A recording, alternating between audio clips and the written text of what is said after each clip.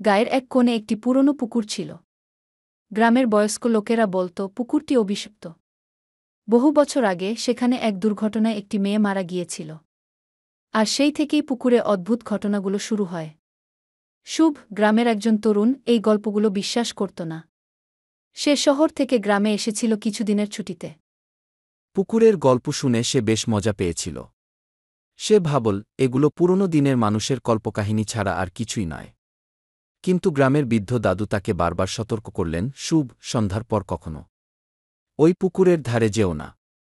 কেউ গেলে আর ফিরে আসে না। শুভ দাদুর কথা উড়িয়ে দিল, বরং সে চ্যালেঞ্জ হিসেবে নিল। এক রাতে, ঠিক মাঝরাতে, পুকুরের রহস্য ভাঙতে সে একাই বেরিয়ে পড়ল।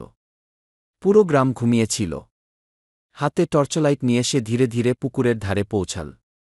চারপাশ এতটাই নীরব ছিল যে নিজের নিঃশ্বাসের শব্দ ভয়ানক মনে হচ্ছিল। শুভ ভয়ে চিৎকার করল, কিন্তু তার গলা দিয়ে কোনো শব্দ বেরোল না।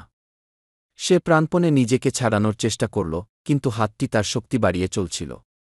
হঠাৎ শুভ একটি ফিসফিসানির মতো আওয়াজ শুনল, আমাকে মুক্তি দাও। আমি এখানেই থাকব। শুভ দেখে পানির নিচ থেকে একটি মেয়ের মুখ ভেসে উঠেছে।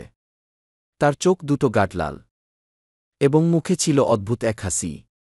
সেই হাসি শুভর মনের গভীরে ছাপ ফেলে দিল। শুভ তার শেষ শক্তি দিয়ে হাতটিকে ধাক্কা দিয়ে ছাড়িয়ে নিল এবং পুকুর থেকে ছুটে পালাল। তার মনে হচ্ছিল পিছন থেকে কেউ তাকে তাড়া করছে। গ্রামে ফিরে এসে শুভ দাদুকে সব বলল। দাদু একটু অবাক হলেন না, এবং সে আর কখনো মুক্তি পাবে না। গ্রামের অন্যরা বলে শুভ আর বেশিদিন বাঁচেনি। তার মৃত্যুর পর থেকে পুকুরে আরেকটি আত্মার যোগ হয়েছে, আর রাত হলে ওখান থেকে ভেসে আসে ফিসফিসানি।